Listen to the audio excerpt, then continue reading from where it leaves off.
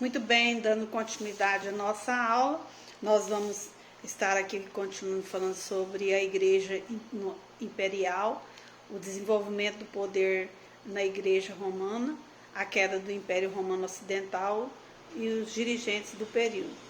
Então, nós já sabemos que a cidade de Roma ela foi suplantada por Constantinopla em sua posição de capital política do mundo. Agora veremos a mesma Roma afirmando o seu direito de ser a capital da Igreja. No decurso dos anos anteriores, a Igreja esforçou-se para conquistar o prestígio e o poder.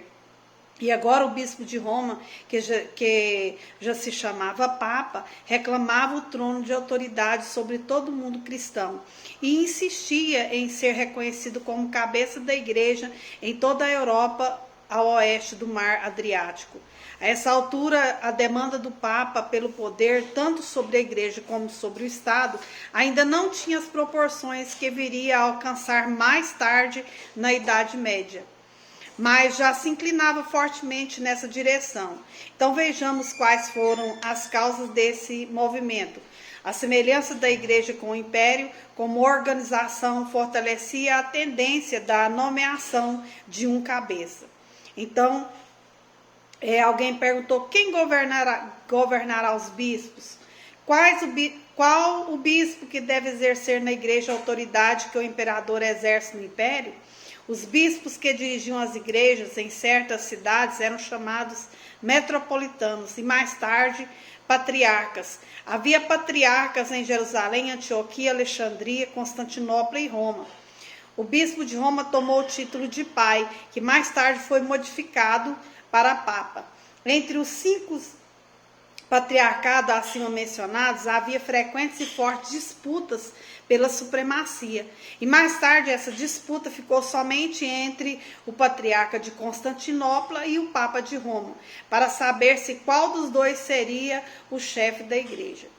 Então nós sabemos que a organização da Igreja de Roma, e bem assim seus dirigentes primitivos, defendiam fortemente as afirmações, Argumentava a seguinte forma: se Pedro foi o chefe da igreja, então seus sucessores, os papas de Roma, devem continuar a exercer a mesma autoridade. Então os bispos da igreja de Roma, de um modo geral, eram muito mais fortes e sábios e enérgicos do que os de Constantinopla. E por essa razão, sua influência era sentida em toda a igreja. A influência da antiga tradição imperial, que fizera de Roma a senhora do mundo, ainda estava presente na sociedade romana. E nesse ponto há um contraste notável entre a Roma e Constantinopla.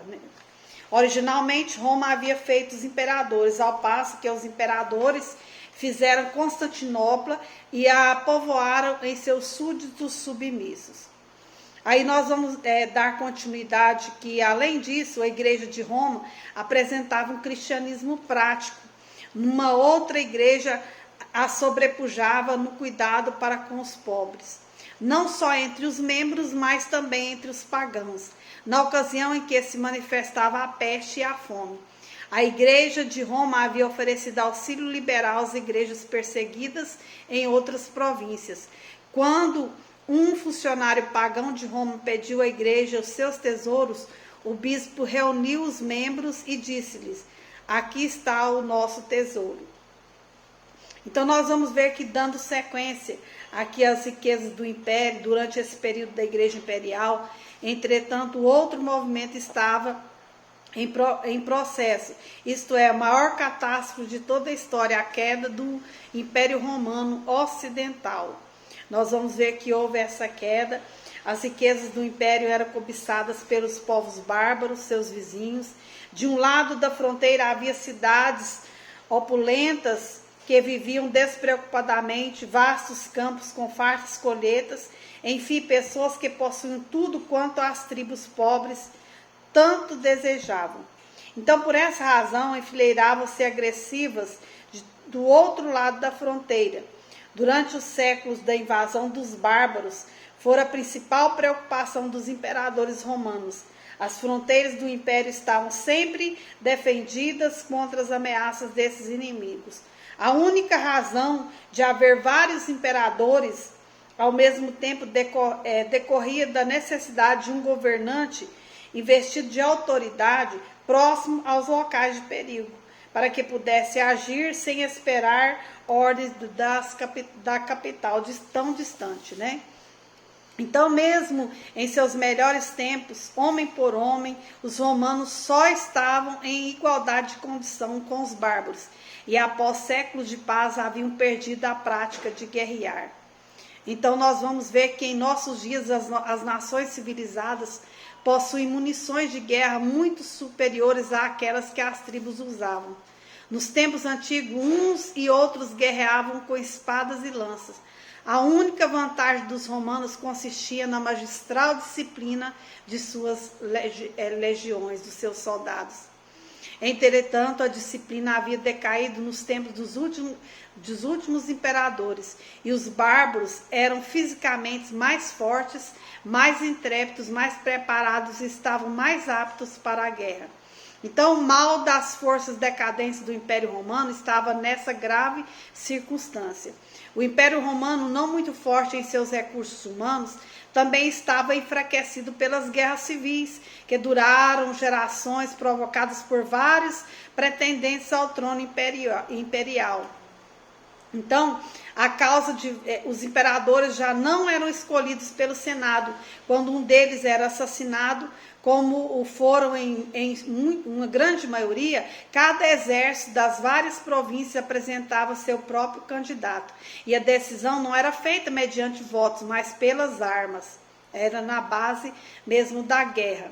Então as cidades eram saqueadas, os exércitos eram pagos de forma extravagante e exagerada, o império empobreceu por causa da sede de poder. O resultado foi este: as guarnições militares foram retiradas das fronteiras, a terra foi deixada sem defesa, à mercê dos invasores. Então a causa imediata de muitas invasões foi o movimento das tribos asiáticas. Considerando que a história que estamos narrando é a história da igreja e não a do Império Romano, a descrição das tribos invasoras deve ser apenas um breve esboço. As primeiras invasões foram realizadas pelas raças que viviam no Danúbio e no Mar Báltico. Então nós vamos vendo que a história do cristianismo, mais tarde, um rei dos francos, chamado Clovis, tornou-se cristão e foi imitado por seu povo nesse gesto. Os francos ajudaram muitos na conversão do norte da Europa e ao cristianismo. Embora às vezes empregassem a força, os anglos e os saxões da Dinamarca e dos países do norte, vendo que a Grã-Bretanha havia sido abandonada pelas legiões romanas, realizavam invasões em gerações seguidas até quase extinguir o cristianismo. Somente mais tarde o reino anglo-saxão se converteu ao cristianismo, mas através de missionários de Roma. Aí nós vamos ver que por causa das sucessões, invasões e divisões, a Europa, o outrora vasto Império de Roma ficou reduzido a um pequeno território em redor da capital.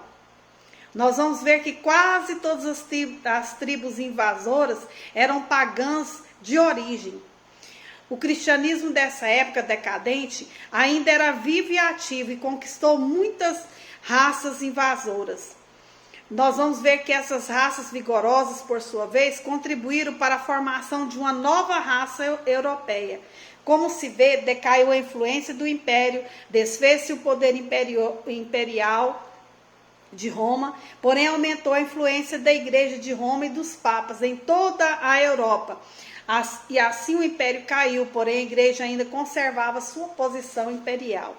Devemos mencionar aqui alguns dos dirigentes da Igreja Imperial desse período. Temos aqui Atanásio, foi ativo defensor da fé no início do período. Já vimos que ele se levantou e se destacou na controvérsia de Ário, tornou-se a figura principal do Concílio de Nicéia em 325. Apesar de não ter o direito a voto, logo depois foi escolhido bispo de Alexandria. 5 vezes foi exilado por causa da fé, mas lutou fielmente até o fim, terminando sua carreira com paz e com honra. Temos também Ambrósio de Milão, que viveu no ano de 340, 397, o primeiro dos pais latinos, foi eleito bispo, enquanto era ainda leigo e nem ao menos era batizado, mas recebera então a instrução para tornar-se membro. Tanto os arianos como os ortodoxos notaram nele qualidades para ser o quê? Bispo. Ambrósio tornou-se uma figura destacada na igreja. Repreendeu o imperador Teodósio por causa de um ato cruel e obrigou-o a confessar-se. Mais tarde, o próprio imperador o tratou com alta distinção, sendo eleito para pregar nos funerais desse imperador. O próprio Ambrósio foi autor de vários livros, porém a maior distinção para ele foi receber na igreja o poderoso Agostinho. João, chamado Crisóstomo, a boca de ouro, em razão de sua eloquência inigualável, foi o maior pregador desse período.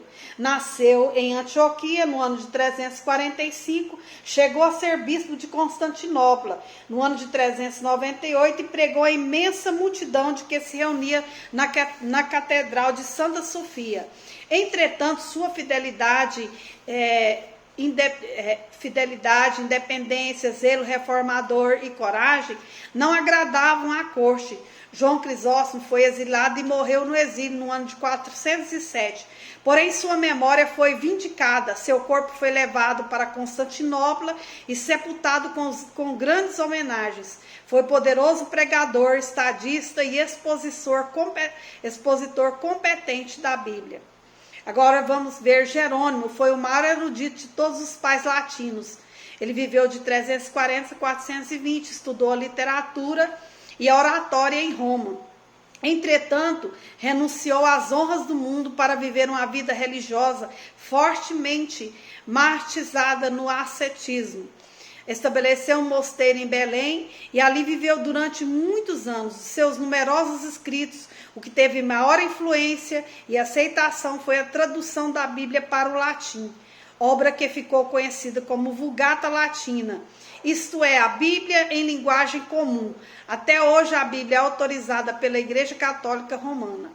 O nome mais ilustre de todo esse período foi o de Agostinho, nascido em 354 no norte da África. Ainda jovem, já era considerado brilhante erudito, porém ele era mundano, ambicioso e amante dos prazeres. Aos 33 anos de idade, tornou-se cristão, por influência de Mônica, sua mãe, e pelos ensinos de Ambrósio, bispo de Milão, e bem assim pelo estudo das epístolas de Paulo. Agostinho foi eleito bispo de Hipona, no norte da África, no ano de 395, ao tempo em que começaram as invasões dos bárbaros. Entre as muitas obras de Agostinho, destaca-se a Cidade de Deus, na qual ele faz magnífica defesa, a fim de que o cristianismo tome o lugar do dissolvente império. O livro Confissões encerra as profundas revelações de sua própria vida e coração. Porém, a fama e a influência de Agostinho estão nos seus escritos sobre a teologia cristã, da qual ele foi o maior expositor desde o tempo de Paulo. Agostinho morreu no ano de 430.